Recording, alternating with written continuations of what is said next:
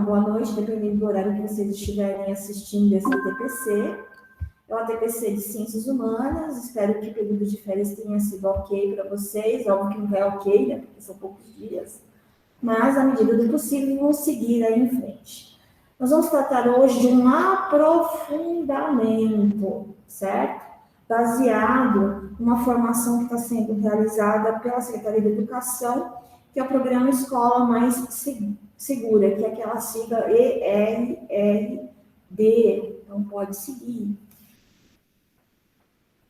Então, os combinados, como a gente está gravando, obviamente, né, é aquela compartilha as ideias, vocês podem registrar, anotar dúvidas, orientações, que vocês queiram deixar depois, tá? E lembrando aí para usar o chat quando vocês acharem necessário, ok? Pode seguir. Bom, a gente está com uma temática aí bastante importante, que é uma pergunta que se faz urgente hoje, né? Não só hoje, mas ao longo da nossa vida, né? E ela persiste. E o que estamos fazendo pelos outros e pelo ambiente ao nosso redor? Então, não só ao nosso redor, mas lembrando que tudo que nós fazemos ao nosso redor, ele vai impactar tanto de forma local, como regional, como também numa escala global. Então, às vezes a gente pensa de uma forma individualista, mas na realidade a atitude de cada um, ela vai envolver direta ou indiretamente a todos, ok? Então, seguindo, a pauta, como eu já tinha dito, é o programa Escola Mais Segura, então a gente vai tratar de temas globais e locais, vinculados, obviamente, então vocês vão ver o vínculo, né, e a interligação entre os fatores ligados ao clima, certo? E, obviamente, a importância dos estudos climáticos no estudo do meio ambiente, tanto urbano como também o meio ambiente como um todo, certo? Com a participação que eu já havia mencionado do Fernando e do Léo.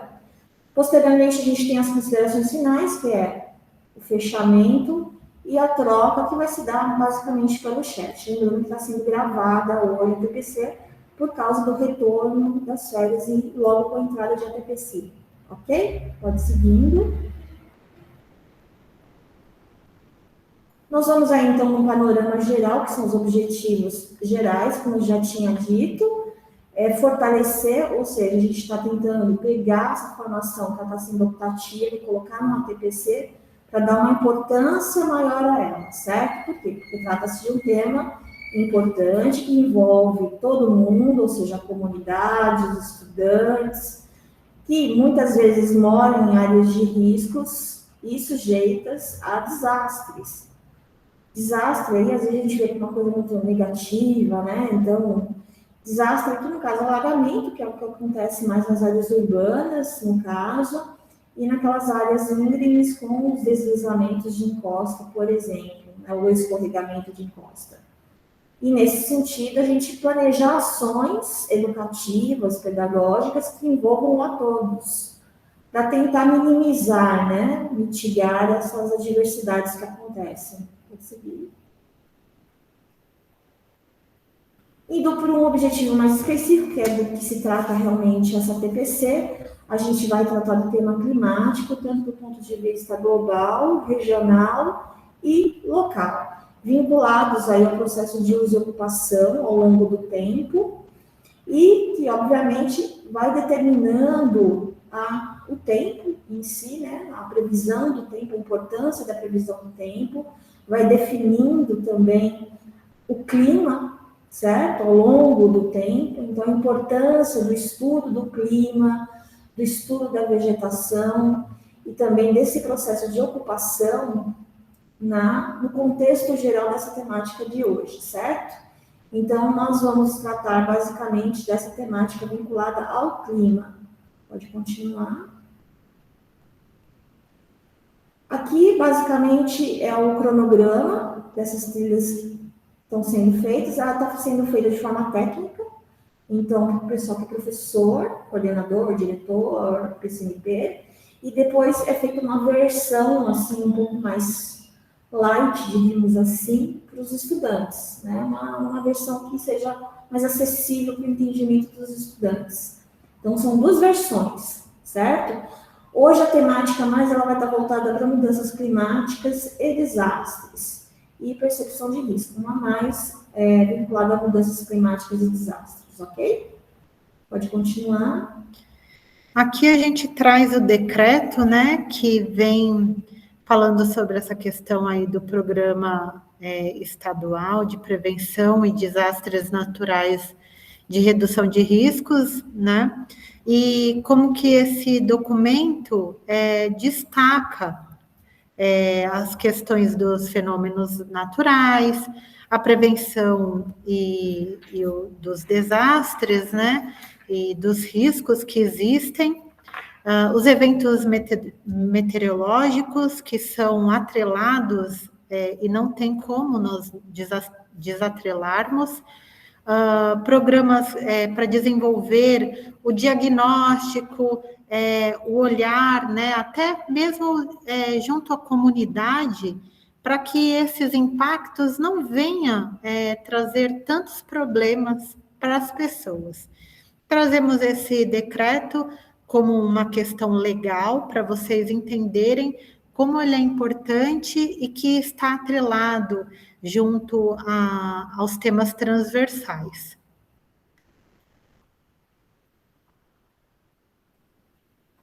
Também temos aí o currículo paulista, né, que vem aí atrelando a questão da educação para redução dos riscos, as relações do trabalho, e aí este olhar para as comunidades no geral, como a Kátia já nos colocou, uma visão local, regional, para uma questão global, né?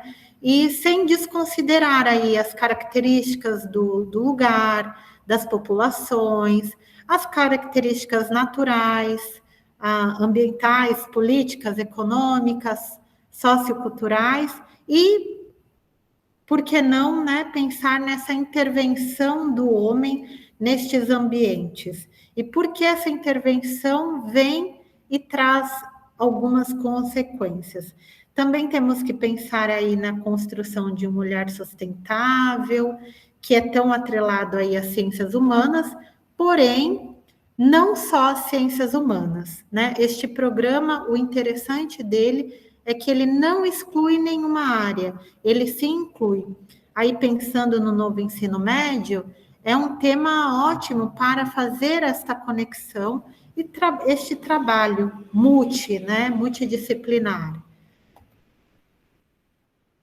E a gente vai aí, né, Kátia, também falando aí de uma forma mais geral, mais global, como este programa do Escola Mais Segura, né, que é o ERRD, ele tem atrelamento aí com a segurança pública, a Casa Militar, Defesa Civil, e como isso vai impactar nas comunidades, na resiliência das comunidades, em como exercer e entender as situações de emergência que existem, né, ali naquela localidade e por que aquele local está em uma situação de emergência também. Além de tudo, a gente aí vem e entende que este programa, ele tem aí o fomento de órgãos como a ONU, a campanha mundial que é Construindo Cidades Resilientes, os eixos do programa de prevenção aos desastres naturais e redução de risco, né? Tudo isso dentro desse decreto, né, de 2019. Então, são os diagnósticos, né, as matrizes, para capacitar também e estimular aí o exercício da cidadania, por que não pensarmos deste modo?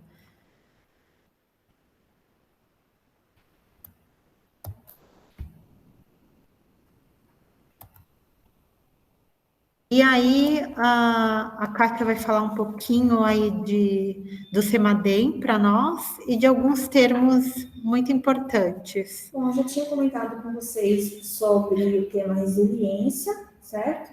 Então, aqui, segundo o CEMADEM, como eu já tinha colocado, tem aí a definição na tela do que significa a sigla, então aconselho realmente vocês a visitarem o site. E aí a gente vai trabalhar também com o termo vulnerabilidade, certo, pessoal? Que são as condições determinadas por fatores ou processos que podem ser físicos, estão ligados ao ambiente, socioeconômicos, políticos, culturais, ambientais, que podem aumentar ou não a fragilidade de uma comunidade, de um bairro, de uma cidade.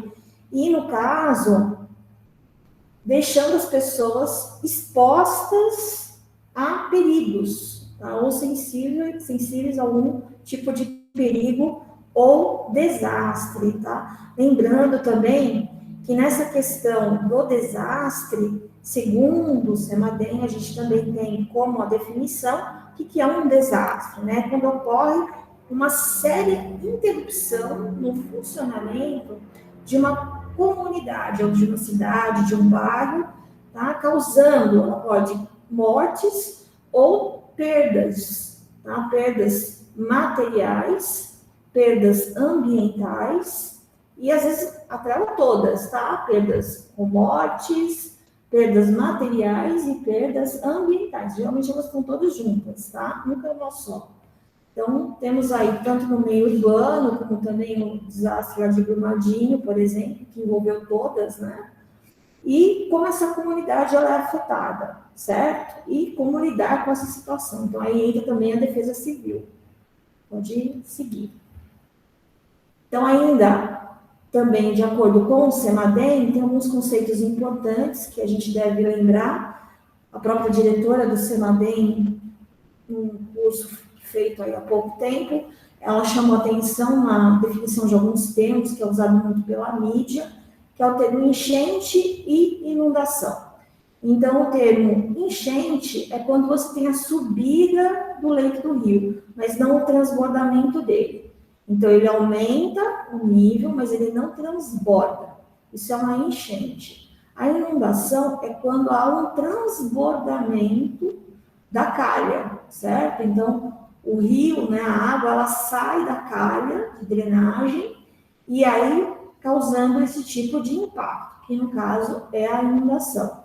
O alagamento, ele vai ocorrer geralmente nas áreas de perímetro urbano, são as cidades, seja em virtude de problemas do lixo, né, de fechamento de bueiro, ou da própria pavimentação, do excesso de pavimentação e da falta de área verde, que é justamente a temática que nós vamos falar hoje, que é a falta de área verde, e como isso impacta na vida direta, na vida das pessoas de forma direta e indiretamente, tanto do ponto de vista local, regional e global.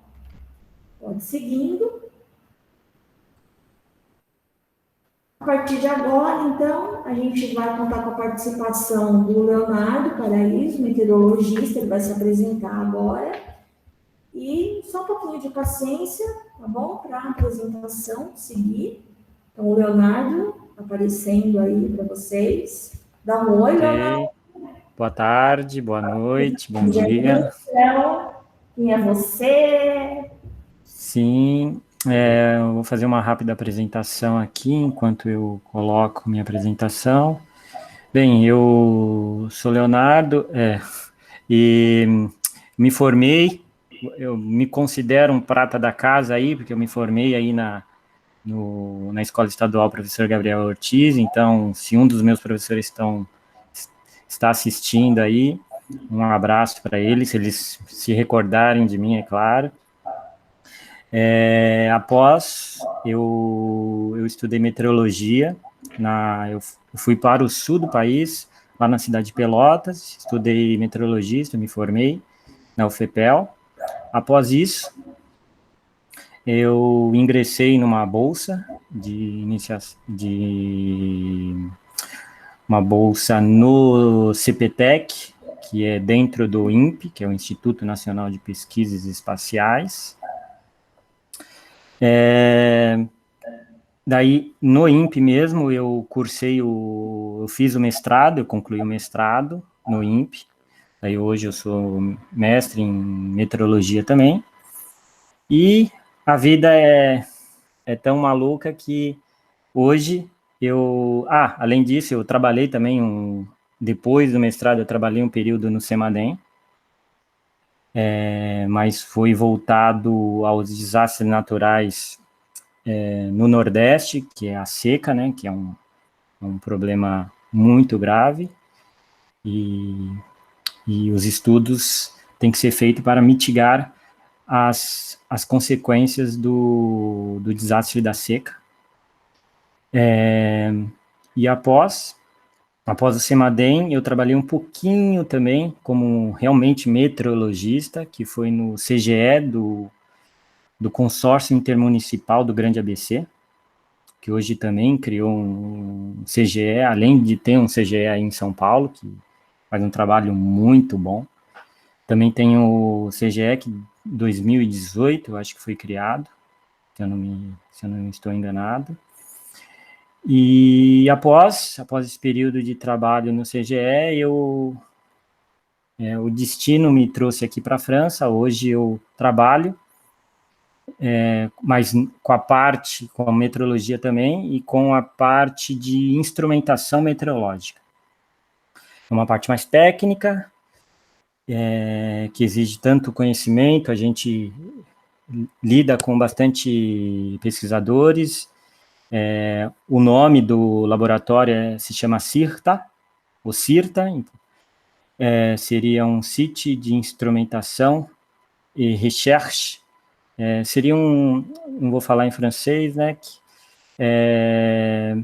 mas seria uma plataforma de instrumentação meteorológica, e hoje, não sei agora, e hoje eu trabalho como engenheiro, que aqui não tem um cargo realmente meteorologista, só a Météo France, que seria o órgão nacional que detém esse direito, vamos dizer assim, de ter meteorologistas oficiais, assim, é bem complicada a burocracia francesa. Enfim, e é isso aí. Então, vamos lá, vamos ver essa visão aqui que eu vou tentar passar para vocês. Bom, está aqui meu e-mail para contato, e vamos ver se a gente vai se divertir um pouco aqui. Eu fiz um sumário rápido do que eu pretendo passar para vocês. Nosso planeta, a hipótese Gaia. Depois, uma segunda parte, eu vou para a visualização.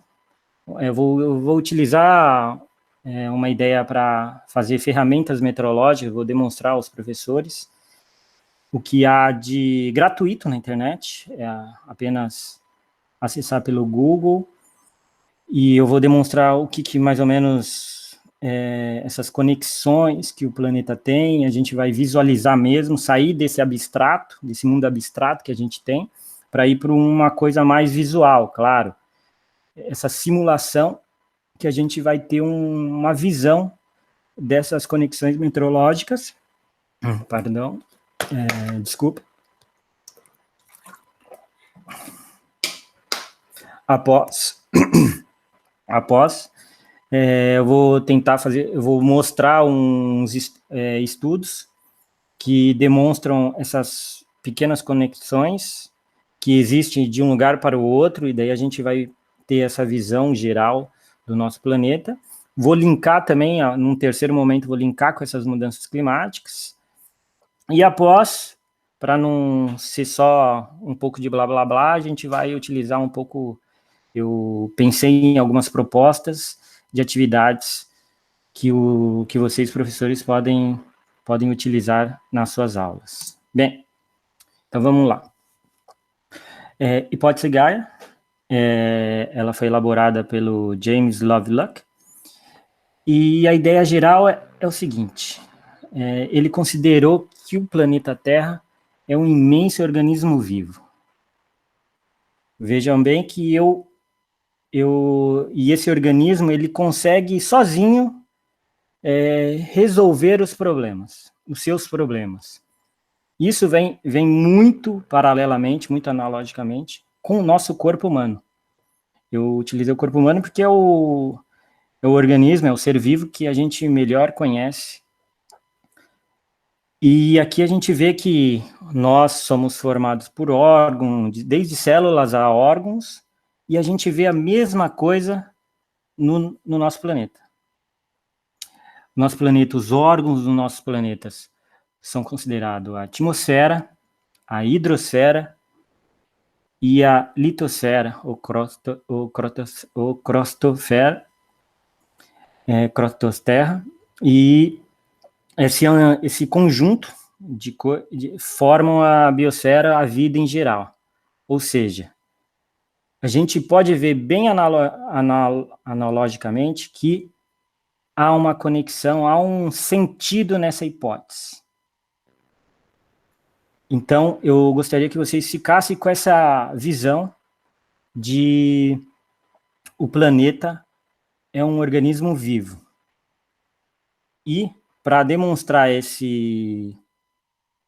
como ele vive, eu vou passar para o próximo slide, onde que eu vou utilizar uma ferramenta na internet, que aqui o intuito é, como eu descrevi no slide, é mostrar de modo mais realístico possível hoje como o planeta vive. Eu vou sair e vou partager.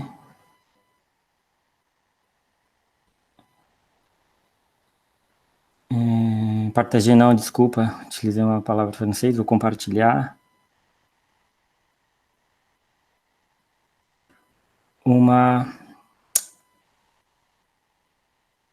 Não sei se foi aí a imagem? Sim, está aqui a imagem. Sim? Deixa eu pegar uma imagem de satélite de hoje, a gravação de hoje. Vamos lá. Aqui... Só um minutinho. Sim? Tá dando microfonia? Alô? Alô? Tô te ouvindo, Léo. Pode ir. Tá? Tô. Tá tudo bem aí? Eu posso continuar?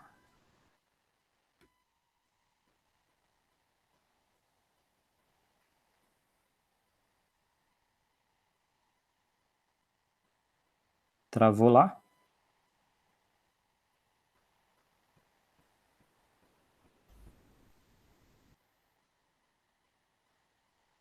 E agora? Deu uma travadinha? Volta para o site, né? Faz tudo, regressa, para às vezes dar uma travadinha, né? Nós sabemos que Tá isso bom, peraí. muita internet. Então eu vou compartilhar de novo. Tá compartilhado, né? Tá. Opa, desculpa. Isso. Agora foi. Agora foi? Então tá bom. Então vamos lá, retomando a ideia do órgão. Como eu sou meteorologista, eu vou utilizar o órgão atmosfera, assim, vamos dizer, o órgão do planeta atmosfera, e a gente vê, aqui é uma ferramenta muito utilizada, é uma imagem de satélite, que é no canal visível. O que seria o canal visível? Seria mais ou menos, se a gente estivesse fora da Terra, no espaço, olhando para a Terra, a gente, com os nossos próprios olhos, a gente estaria vendo exatamente isso.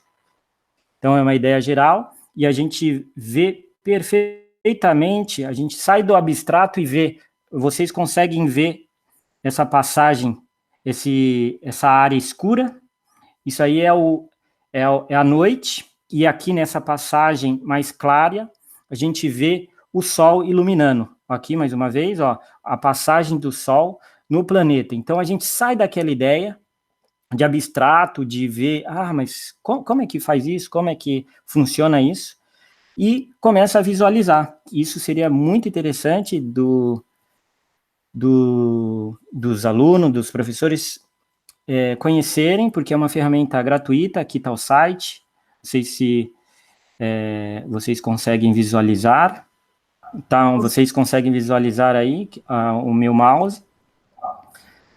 E a gente pode notar a riqueza de percepção que a gente pode ter com simplesmente uma imagem. A gente vê todo o contorno, aqui o Brasil, a gente vê.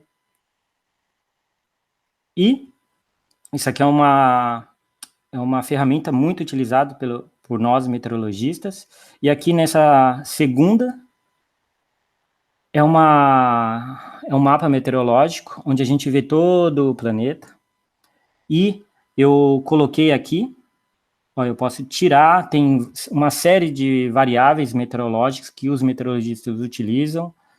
Eu posso colocar aqui, a gente, não sei se vocês conseguem ver pequenos, como se fossem pequenos girinos se movimentando. Isso aqui seria o vento se movendo. Essas cores são as diferentes níveis de temperatura. A gente vê bem perfeitamente a região tropical, como a gente está aqui no verão, no hemisfério norte. No inverno, a gente vê que é um pouquinho deslocado as altas temperaturas aqui para o hemisfério norte, diferentemente aqui. Se fosse ao contrário, seria o inverno aqui e o verão aí, a gente veria um pouco essa faixa de temperatura acima de 30 graus, um pouco deslocado para baixo. Então, seria isso, essa minha visão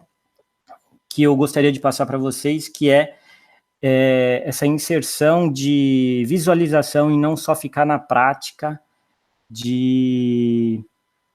não só ficar na teoria, de ficar na abstração de o que acontece na atmosfera, o que é isso. Então, isso é uma singela demonstração, embora que envolve muita tecnologia, muitos cálculos por detrás desse modelo. E vocês podem acessar gratuitamente através desse site, que é o windy.com, e eu garanto que vocês vão se descobrir. Aproveito para estar em francês aqui, mas vai estar, se você acessar em português, vai estar, se você acessar do Brasil, vai estar em português. Então, é uma oportunidade que eu recomendo para todos os curiosos de plantão. Então, a gente vai voltar para a minha apresentação.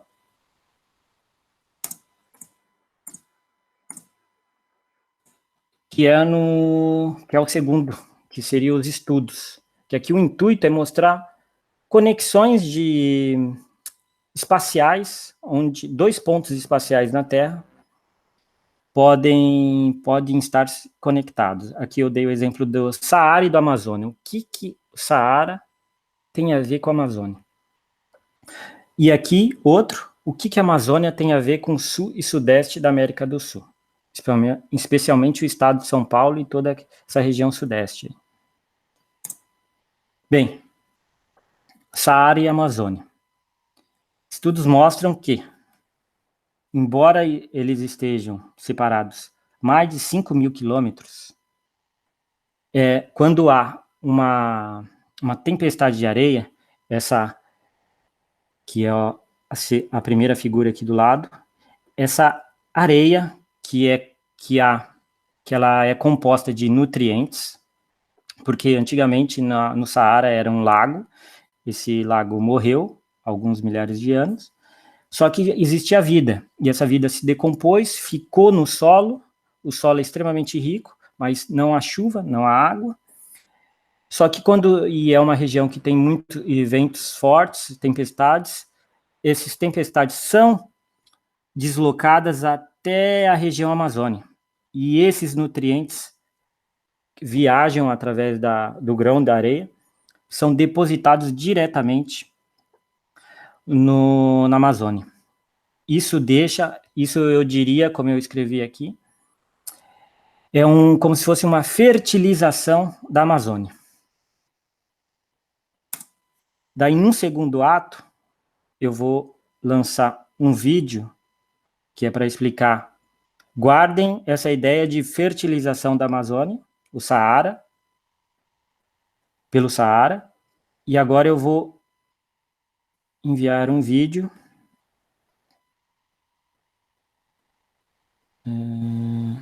que explica a conexão Amazônia, a importância, primeiro, a importância da Amazônia e a conexão com a região sul e sudeste do Brasil e da América do Sul.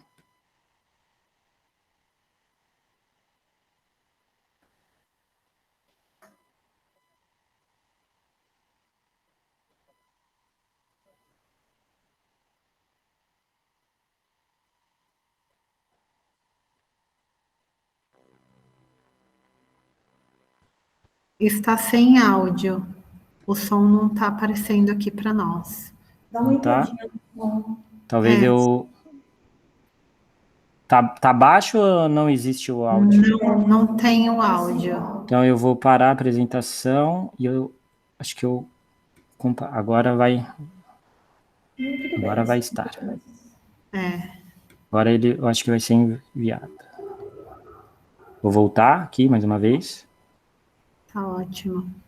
Se você olhar no mapa mundi, você vai ver que latitudes médias são regiões onde estão alinhados os desertos da Terra. Na África tem o Namíbia Kalahari, do outro lado dos Andes tem o Atacama, tem o deserto da Austrália. No hemisfério norte tem o Saara e o Sonoma lá no México. E não é por acaso que esses desertos estão alinhados ali. Existe uma circulação chamada circulação de Hadley. Ventos sobem na região equatorial porque tem mais energia lá. E lá eles perdem umidade. Por isso que estão as florestas todas lá. Esse vento que subiu progride para a latitude média. E aí onde ele desce é um vento seco, ele rouba a umidade da superfície. Então uma região, naturalmente, a tendência dela é de aridez.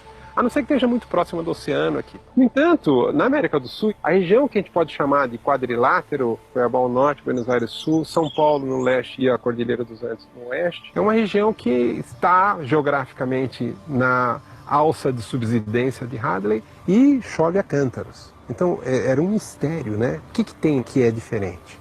Temos essa grande floresta.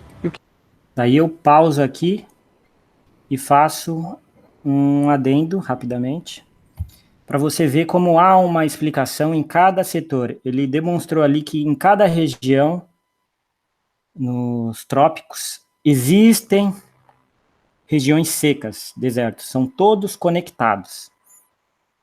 E com essa ideia a gente vê que o planeta ele reage de uma certa forma lógica. Somos nós humanos, somos nós seres humanos que ainda não compreendemos isso. E vou continuar mais um pouco e vocês notem, e um detalhe, a única região do planeta que não é desértica, nessas faixas de latitude, é a região sul e sudeste da América do Sul. Daí ele vai dar a explicação. O que tem lá? Tem um super irrigador da atmosfera. O que a Amazônia tem que é tão importante? Como que uma floresta pode manipular o clima? Como é possível que uma área que está a 3.000 quilômetros do oceano receba umidade do oceano? O oceano é a fonte primordial de toda a água. O vento leva essa umidade para dentro do continente. Conforme ele vai entrando no continente, vai chovendo e o ar vai ficando mais seco. Se não tivesse algum mecanismo para manter o ar úmido, esse ar lá dentro do continente ia ficar totalmente seco. O que tem na Amazônia que é diferente? E a Amazônia tem árvores. As árvores grandes na floresta, elas têm raízes muito profundas, elas pegam água no lençol freático, bombeiam lá de baixo, 50, 60 metros, e as folhas são estruturas fantásticas de evaporação. Uma árvore grande, com uma copa com 20 metros de diâmetro, uma árvore frondosa, chega a colocar mais de 1.000 litros de água num dia. Para toda a Amazônia, é um volume que chega a 20 bilhões de toneladas de água num dia. Para você ter uma ideia do tamanho que é isso daí, o rio Amazonas, que coloca 20% de toda a água doce que chega nos oceanos no mundo inteiro, coloca 17 bilhões de toneladas no mesmo período. Um rio de vapor que acende é maior que o rio Amazonas. Vai ficar claro por que isso é tão importante para quem está fora da Amazônia e recebe a umidade da Amazônia. Você tem o ar com uma quantidade grande. Bem, eu pauso aqui e volto para a minha apresentação.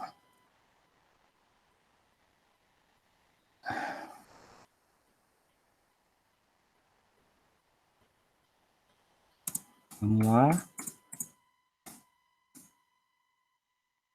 Opa. Aqui, vocês estão visualizando a minha apresentação? Tá ok? Não, ainda não. Ainda não? Então eu vou parar aqui o vídeo. Acho que voltou agora para a apresentação. Um momento, e agora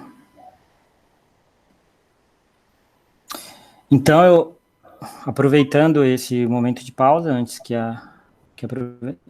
você veja bem como que o Saara fertiliza a Amazônia, que, por sua vez, envia chuva, produz, aliás, ela fertiliza as árvores da Amazônia, ela se retroalimenta dela própria, aqui, o Saara fertiliza a Amazônia cria essa retroalimentação com as grandes árvores, existe o efeito geográfico das cordilheiras dos Andes, que há um vento, que se chama ventos alísios, que ele adentra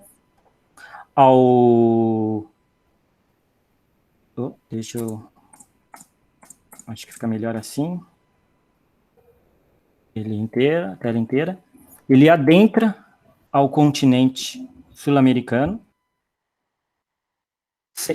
E as cordilheiras, ela atua como se fosse uma barreira. Elas impedem o vento de passarem para o Pacífico e ela é refletida para o sul do continente. Assim, finalmente chega a chuva na região sul e sudeste do Brasil ou da América do Sul. Ou seja, a gente vê que enquanto o Saara consegue, a gente está falando em distâncias quilométricas. Como que uma região pode representar uma biodiversidade muito maior, uma biodiversidade boa em outro lugar? E aí é que a gente vê que o planeta é realmente um órgão, é um organismo vivo. Imagine se o nosso rim parar de funcionar, a gente teria perdas no nosso sistema e se a gente não tratar esse problema, a gente pode vir a falecer. E aí é que entra, aí é o que eu queria linkar com as mudanças climáticas. Guarde bem essa ideia inicial do planeta vivo, essas conexões. Existem muito outras, não vem aqui eu apresentar, mas é uma coisa mais local para a nossa realidade. E fazendo esse link com as mudanças climáticas, o IPCC, que é o painel governamental sobre mudanças climáticas, foi criado com esse intuito de monitorar o nosso sistema terrestre. Ele tem uma afirmação, que não faz muito tempo, onde que ele evidencia, por evidências científicas, o aquecimento do sistema climático é inequívoca, ou seja, não está errado. Não tem como. Não tem como eles estarem errados pelo seguinte motivo. Fatos. Os fatos são, primeiro, aumento da temperatura global. Um aumento de 1,18. A gente pensa que é pouco, mas no seu corpo, se você está, a temperatura do corpo humano, 36,5, em média, se aumenta para 37, se aumenta 1,18 para a temperatura do seu corpo, você vai sofrer as consequências. Então, imagine num sistema gigantesco que é o planeta Terra. Segundo fato, oceanos em aquecimento. Um aumento também das águas. E as águas são o controle térmico do planeta. Então, imagine, está aumentando também. Daí, outro fato.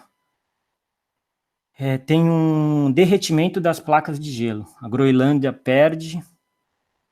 já perdeu bilhões de toneladas de gelo, e a Antártica também. Os glaciais, ou seja, as grandes montanhas, Alpes, Himalaias, Andes, montanhas rochosas, Alasca. Eu coloquei uma foto aqui do Monte Kilimanjaro, na África, e onde a gente vê que não existia mais. Não existe mais uma cobertura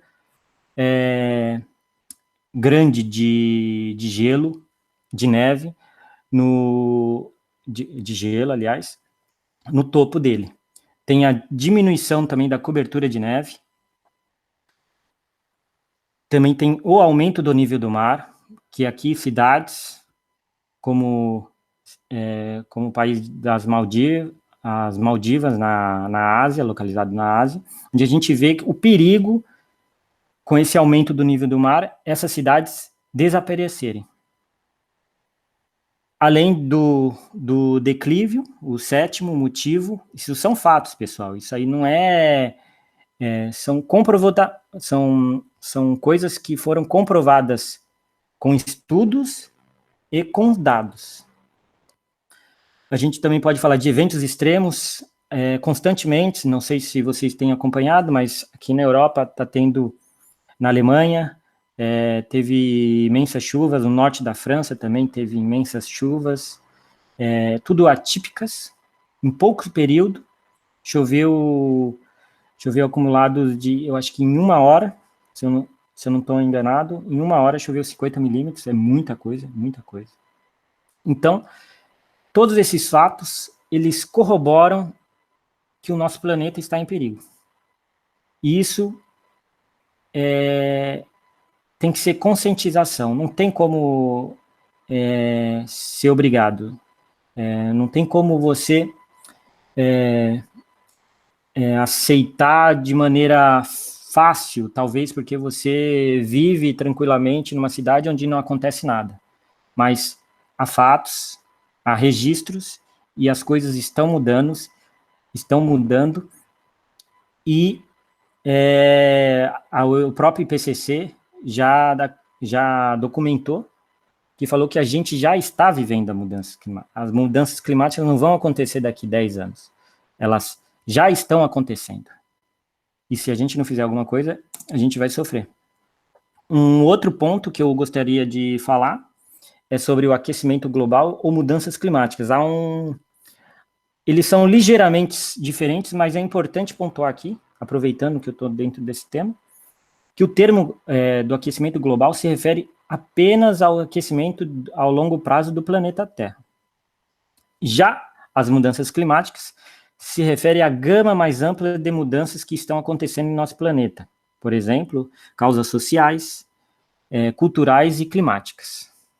Isso aqui é muito importante fazer essa diferença, porque a gente vê muita mídia falando aquecimento global, mudanças climáticas, isso causa uma imensa confusão. Então, eu achei importante eu diferenciar um pouco essas duas definições.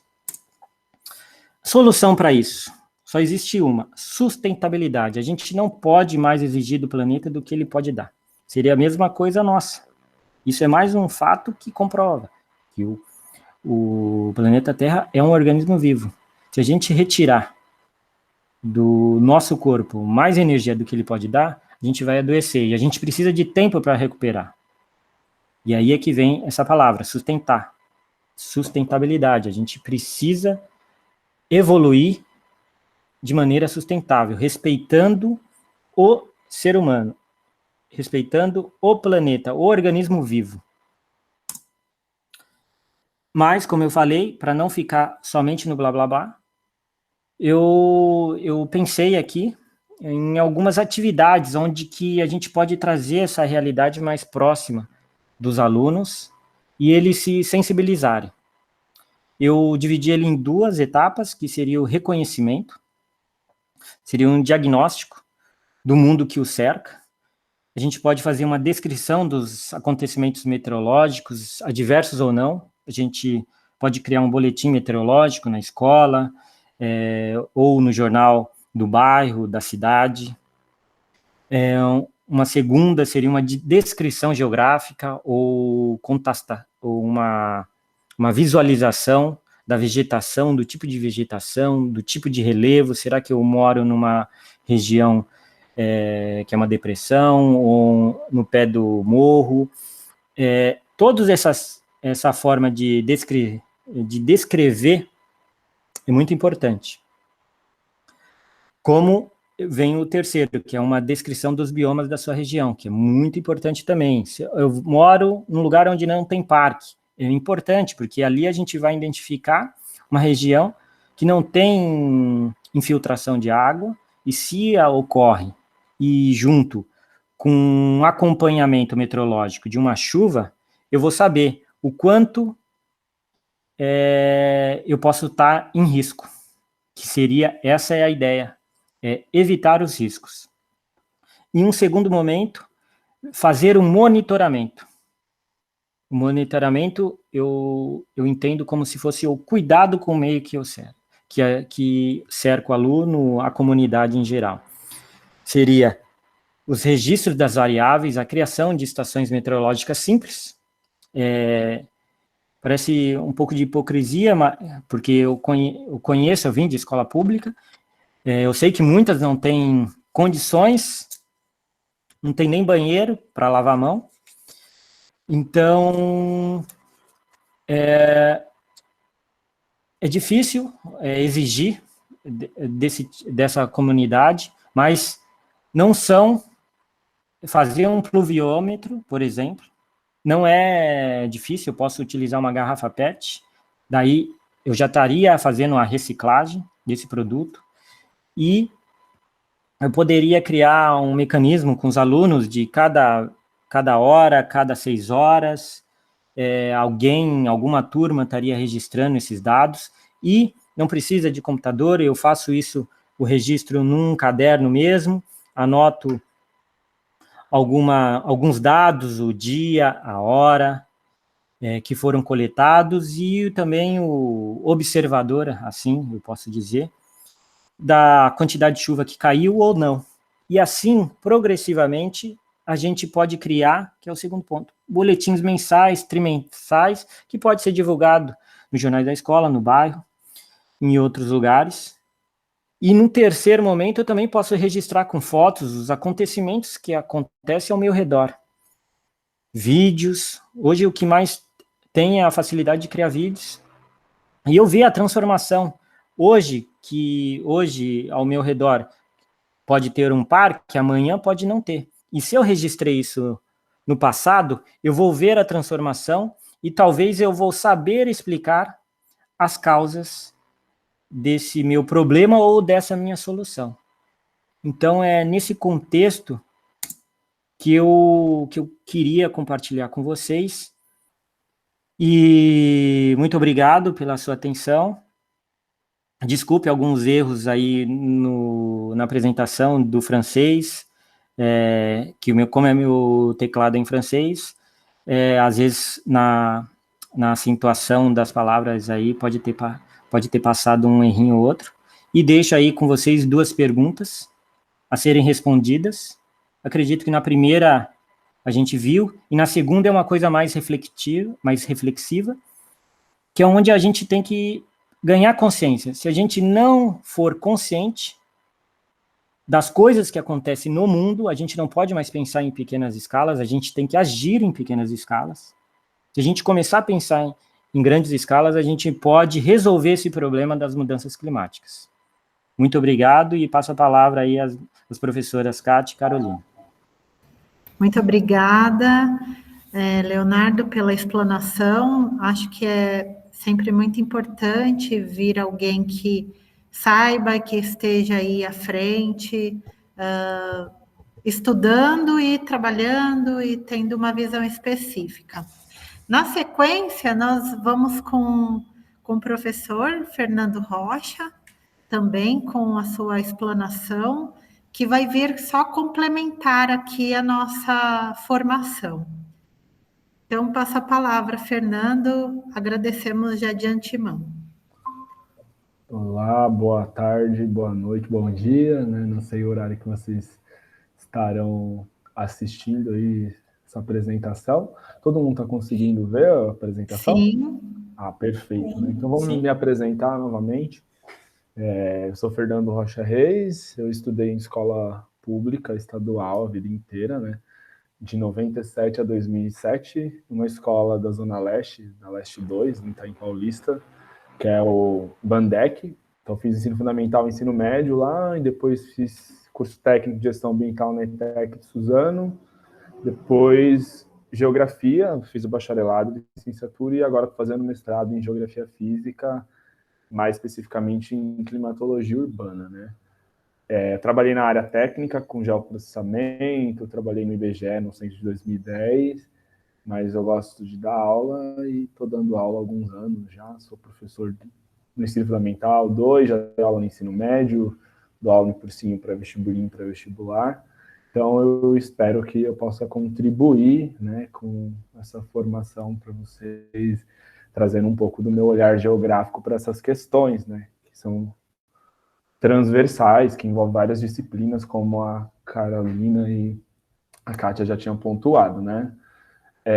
Eu sou da USP, da Faculdade de Filosofia e Letras e Ciências Humanas, Departamento de Geografia, por isso que coloquei aí, vocês saberem. Tem meu e-mail, se vocês tiverem alguma dúvida, quiserem entrar em contato, né? E eu vou falar de uma escala mais micro, né? Então, vou falar da importância das áreas verdes no microclima urbano. O Leonardo já apresentou para vocês que está acontecendo a elevação das temperaturas no planeta, né? Eu vou apresentar como podemos, talvez, minimizar esses efeitos adversos aí. E, no primeiro momento, vai ser um pouco mais conceitual, e depois vou mostrar um estudo de caso da Zona Leste que eu fiz alguns anos atrás, uma pesquisa, né? Então, para falar sobre microclima, primeiramente, eu acho importante apresentar alguns conceitos, né? Eu estou falando de micro, estou falando de uma escala micro, uma escala próximo da gente, né? Como se eu tocasse, sentisse o clima, não uma escala macro, né? Então, microclima. O estudo do microclima visa entender a dinâmica atmosférica numa escala menor de análise, né? Então, ele permite identificar as pequenas perturbações que ocorrem na baixa troposfera, próximo da superfície, né? Próximo da gente. Então, através dos estudos microclimáticos, a gente consegue ver as diferenças geradas, né, por conta da produção do espaço na cidade. Então, eu tenho áreas dentro da cidade que são verdes, que são praças, que são parques, dependendo da cidade que você vive, do município, tem as áreas rurais e também tem as áreas urbanas. Então, os diferentes usos do solo, seja ele urbano ou rural, vai fazer com que a gente tenha diferenças microclimáticas de temperatura e umidade relativa no ar, né? E aqui tem um autor, que é o Geiger, ele fala sobre a escala microclimática, né? Então, ele aponta que a extensão horizontal da circulação microclimática não pode atingir 10 quilômetros, né? E a extensão vertical não ultrapassa de 2 metros. Então, é bem pequeno mesmo, é aquilo que a gente sente, né? Segundo esse autor. Tem autores que vai falar que é uma extensão maior. E é interessante a gente pensar nesses estudos microclimáticos, porque ele possibilita a gente analisar as áreas verdes, os parques, as escolas, né? Muitas escolas têm árvores, algumas não. Ou algumas escolas têm árvores e outras áreas que são totalmente edificadas. Então é interessante a gente pensar, será que existe diferença? Será que a gente consegue mensurar isso, né?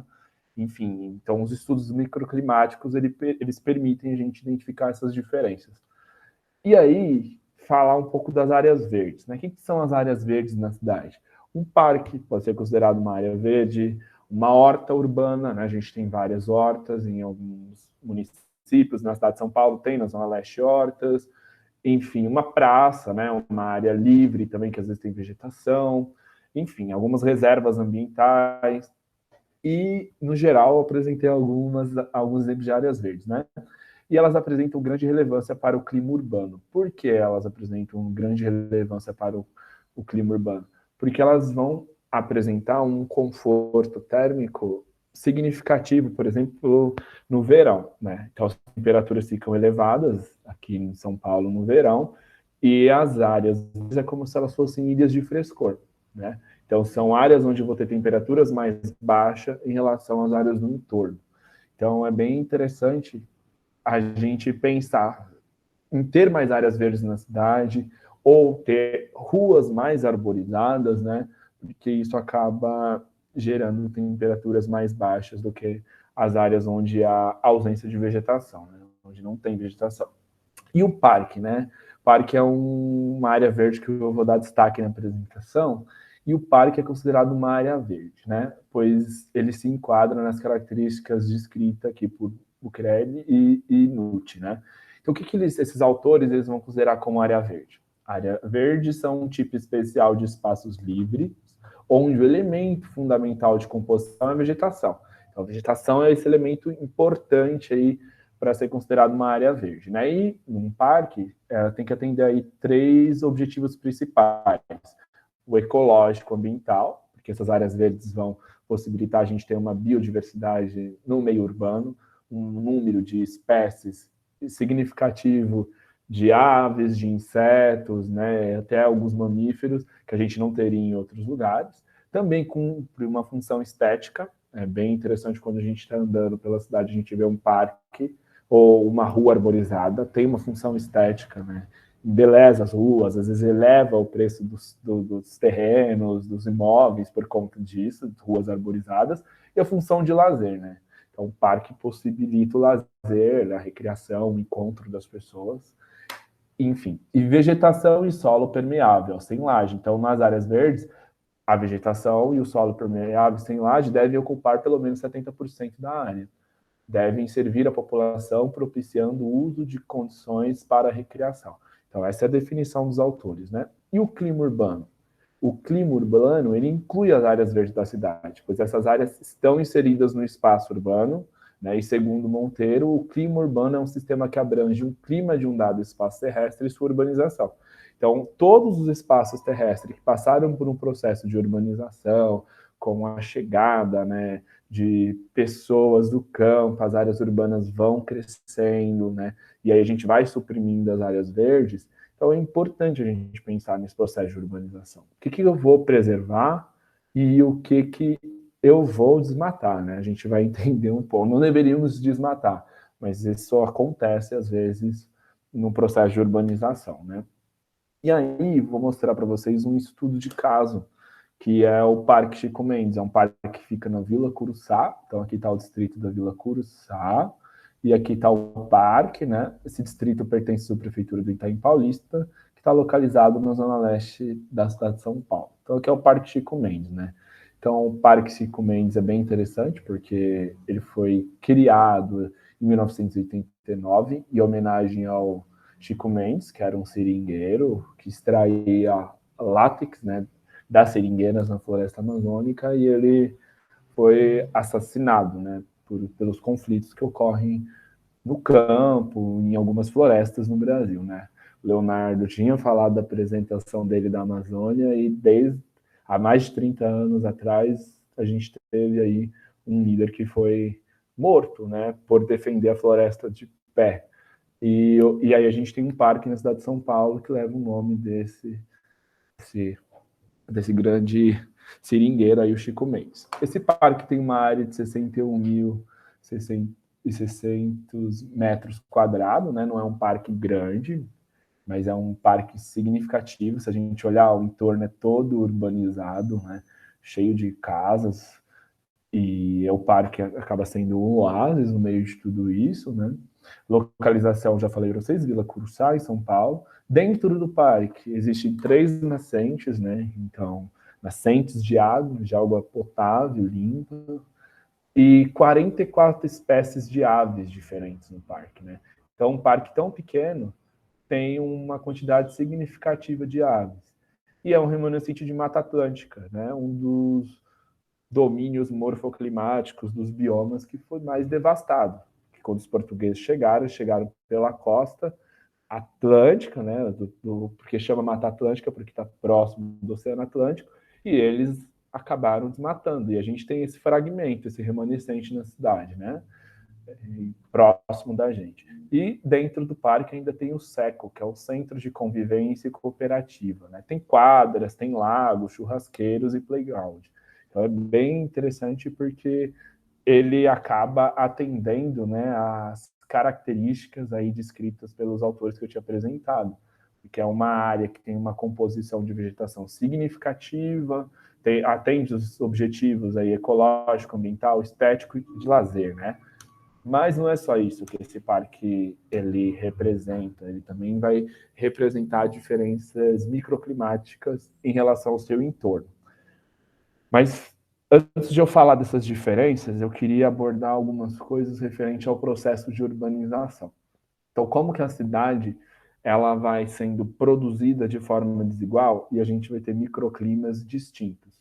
Se a gente for comparar alguns bairros da Zona Leste e alguns bairros, por exemplo, Jardim Europa, Alto de Pinheiros, Lapa, tem uma morfologia diferente, né, uma forma diferente, as ruas são arborizadas, as casas são maiores, né, então, consequentemente, eu vou ter características microclimáticas distintas de alguns bairros periféricos, né.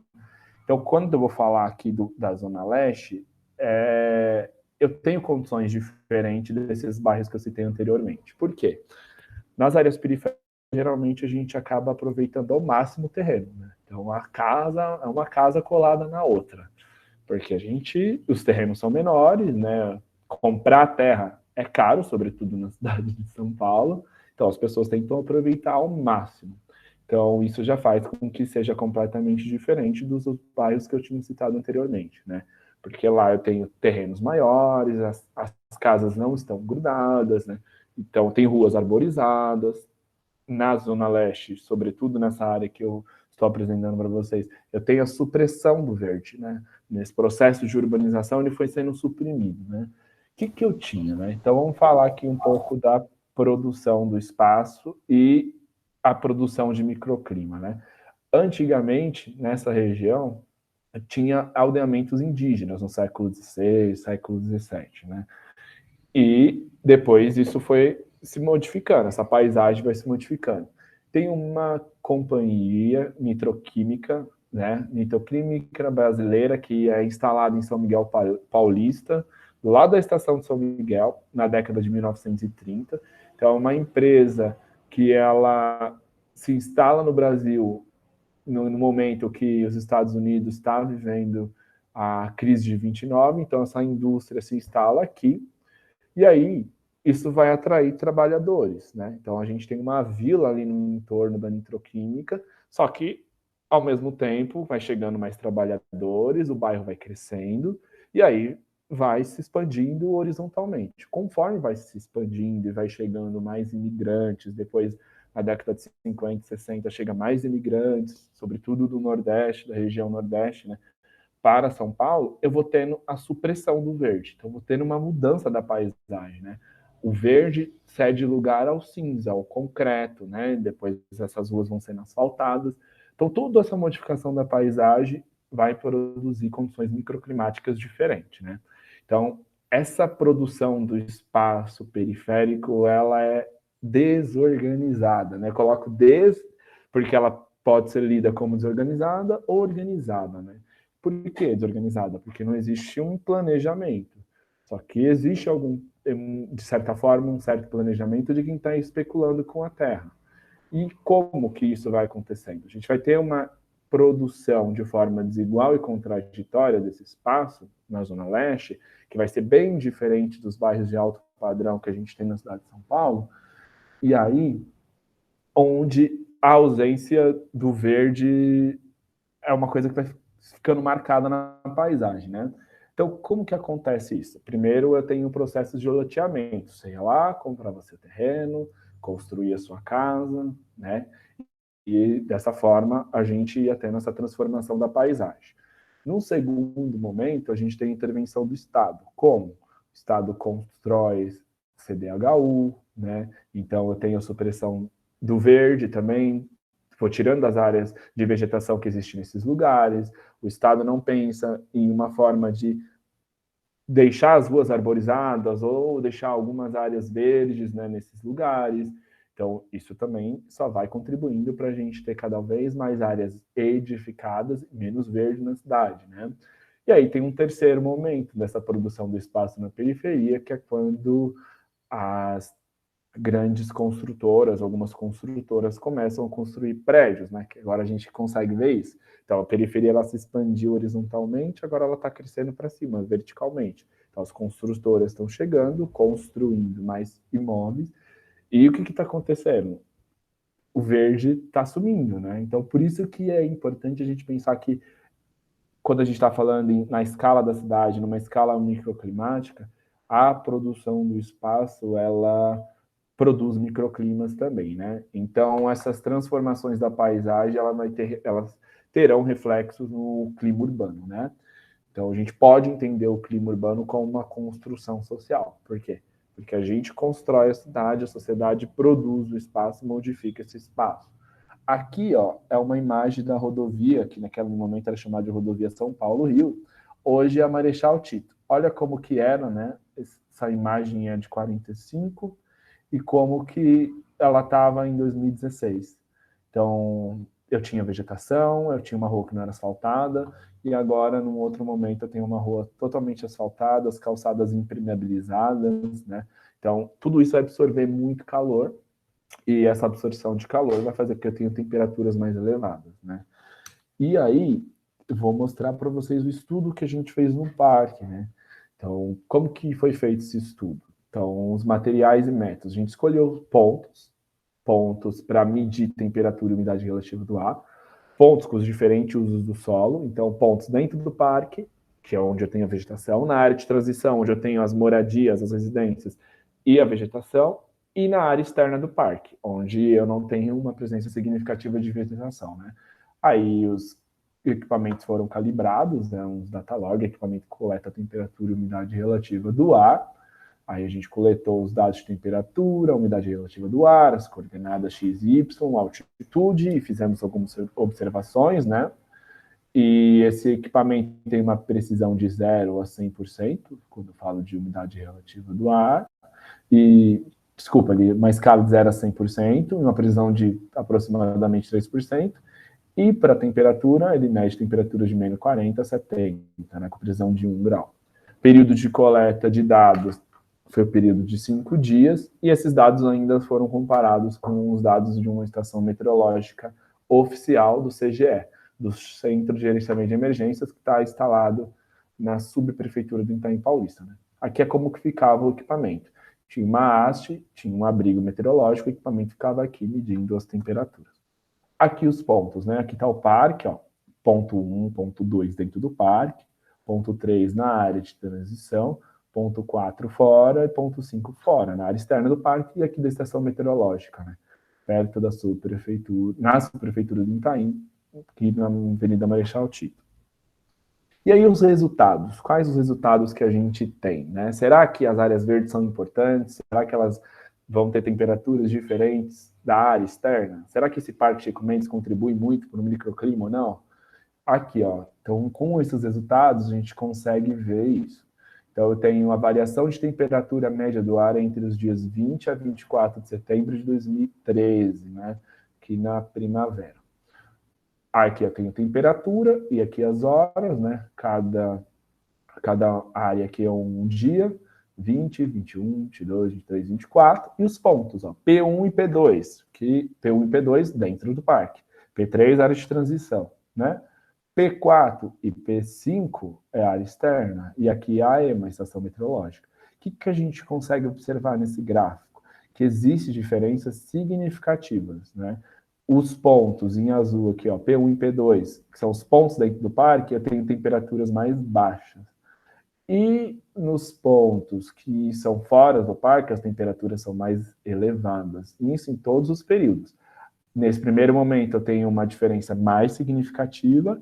No segundo momento, essa diferença não é tão significativa. Por que isso ocorre, né? Nesses 2 dias, eu tinha uma alta subtropical do Atlântico Sul atuando. Então, é um sistema atmosférico que não vai produzir tanta nebulosidade. Você não tem tanta nebulosidade, os raios solares não encontram nenhuma dificuldade, chegam até a superfície, aquecem a superfície, né? E a radiação é refletida, então eu tenho um aquecimento muito significativo.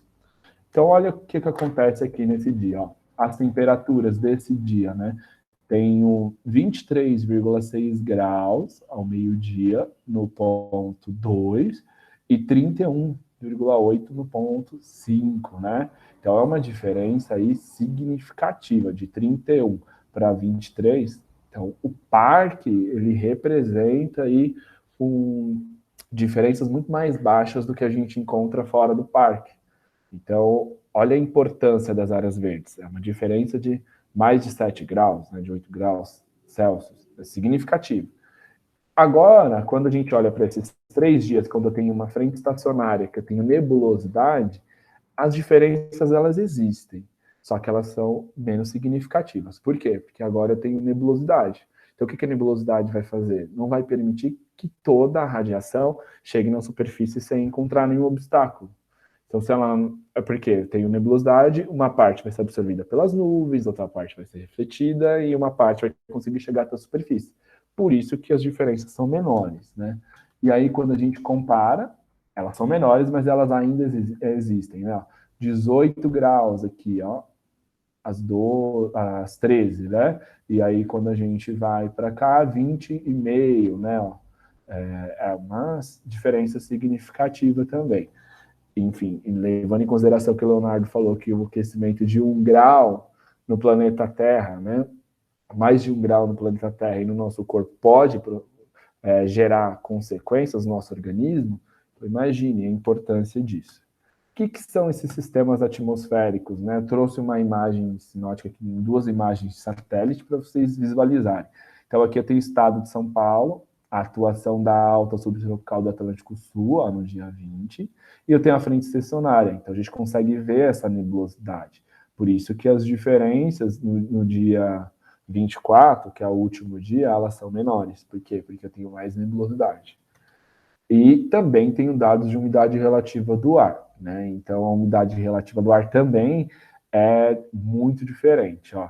Então, vamos comparar, por exemplo, aqui. Aqui ela está chegando a 50% no ponto 5, né? No primeiro dia. E quando eu olho para o P1, que é na área interna do parque, ela chega a aproximadamente 72, né? Então, é uma diferença aí de 22% a mais, né? Então, os parques, as áreas verdes, elas contribuem, a vegetação, as árvores, elas contribuem. Então, a gente tem que cobrar do poder público, né, para arborizar, pensar na arborização urbana, né? Para ter mais parques, sobretudo nas áreas periféricas, porque os parques também, além de apresentar essas características microclimáticas benéficas, né, e ter uma biodiversidade significativa, é um espaço de lazer, né, um espaço de encontro das pessoas. Então, a gente precisa ter esses espaços, do ponto de vista, ele é positivo do ponto de vista socioambiental, né, para o meio ambiente e para a sociedade, né.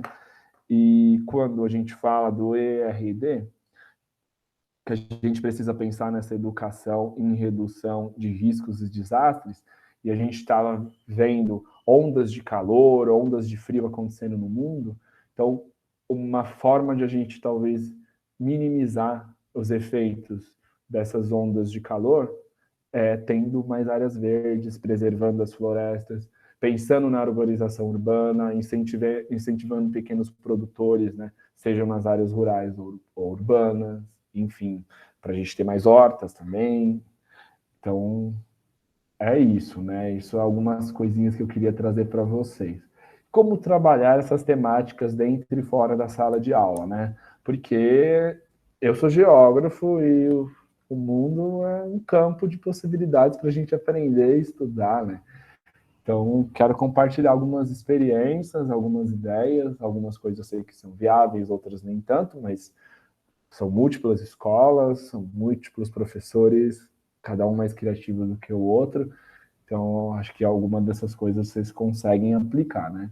Então, primeira coisa para trabalhar sobre climatologia, é importante trabalhar os conceitos básicos de climatologia, né? Qualquer livro de geografia, a gente encontra os elementos do clima e os fatores do clima. O que são os elementos do clima? Temperatura do ar, umidade relativa do ar, pluviosidade, né, quantidade de chuva, direção e velocidade do vento, pressão atmosférica, tudo aquilo que o Leonardo tinha apresentado naquele site que vocês podem acessar. Então, se eu trabalho os elementos do clima, os estudantes conseguem olhar para aquele site, né, e nós também de uma outra forma. E os fatores do clima, o que vai influenciar? Aí eu tenho latitude, relevo, enfim, urbanização, uma série de fatores que influenciam, né, no clima. Então, também são conceitos que precisam serem trabalhados. E mapear as áreas verdes, né? Como eu posso mapear essas áreas verdes? pelo Google Maps ou Google Earth, ou os alunos têm celular, ou às vezes não tem internet, indo até os lugares, ou mapear dentro da escola, né? Medir a temperatura do ar em diferentes áreas da escola ou do bairro, isso pode ser bem interessante, né? Porque se a gente tem termômetro químico no laboratório de ciências do colégio, a gente pode utilizar, vamos medir aqui onde tem árvore, vamos medir aqui onde tem horta, onde tem grama, onde só tem, onde tem a quadra, dentro da sala, será que existem diferenças, né? E realizar debates sobre ilhas de calor, né? E a importância das áreas verdes. O que são essas ilhas de calor? Quando eu estou falando de ilha, eu estou falando de uma porção de terra rodeada de água. Quando eu estou falando de ilhas de calor, eu estou falando de uma área que é muito quente e o seu entorno, as temperaturas são mais baixas, né? O que acontece geralmente nas cidades? Áreas com temperaturas mais elevadas e nas áreas rurais do seu entorno, a gente tem temperaturas mais baixas. Então é interessante a gente discutir isso e a importância das áreas verdes. Discutir a importância socioambiental das áreas verdes na cidade, para o meio ambiente, mas também para a sociedade, né? E aí a gente consegue articular isso com várias áreas do conhecimento, com sociologia, com a filosofia, com geografia, com a biologia, a química e por aí vai. Fazer visita técnica à estação meteorológica do Parque Sintec, agora nesse contexto de pandemia não, mas se isso acabar, né? Espero que acabe, e tiver disponibilidade de ônibus, fazer uma excursão com os estudantes para eles conhecerem, saber como que é medido, conhecer um parque, né? Conhecer esse parque que é da Universidade de São Paulo, uma universidade pública, que depois, quando eles terminarem o ensino médio, eles poderão fazer parte disso, estudar nessa instituição. Então, eu acho que são algumas ideias que eu trouxe aqui, espero que ajude e que contribua aí para as aulas, né, e para a formação de vocês, que eu sei que a gente é professor, a gente sempre tem que estar se formando, às vezes a gente não tem nem tanto tempo, né, porque é tanta demanda, mas a gente precisa, né? Então é isso, gente. Eu vou deixar aqui as referências, não deixei todas, algumas que eu usei na apresentação, e muito obrigado. Até mais. Se tiverem alguma dúvida, pode me escrever, tá bom? Ok, olha. Então, gostaria de agradecer, Fernando, valeu, muito obrigada. Ótima explanação de vocês dois. Então, nós agradecemos muito o tempo que vocês dedicaram para a gente aqui e para o pessoal que está assistindo também. E a gente espera que, de alguma forma positiva, dê ideias e alternativas de trabalho em conjunto com os educandos. Ainda mais nessa etapa que a gente vai trabalhar com o novo ensino médio. Então, acho que isso é bastante importante. É isso daí, mais uma vez agradeço, reforçando a fala da Kátia, né? Obrigada pela disponibilidade, tanto do Fernando quanto do Leonardo. Sabemos que o tempo é muito precioso, mas, como o Fernando disse, né, sempre precisamos dessas formações e cada um de nós que estamos aí atuando em suas áreas tem muito a contribuir, né? E que bom e que seria ótimo se outros pudessem vir para agregar, né, conhecimento, porque é o que nós precisamos de verdade. E neste novo contexto que vamos entrar aí em breve, o ano que vem, do novo ensino médio, esse é um tema muito interessante para ser feito em parceria com outras áreas, né? Então, agradecemos mais uma vez e agradecemos também aos professores que ficaram conosco, estão assistindo. Até mais. Tchau, tchau, pessoal. Obrigada, valeu. Tchau, tchau. Obrigado. Valeu, Léo, Fernando. Tchau, pessoal. Falou, Tchau. Beijo, tchau, Até. gente. Valeu. Bom dia para todos. Valeu. Até mais.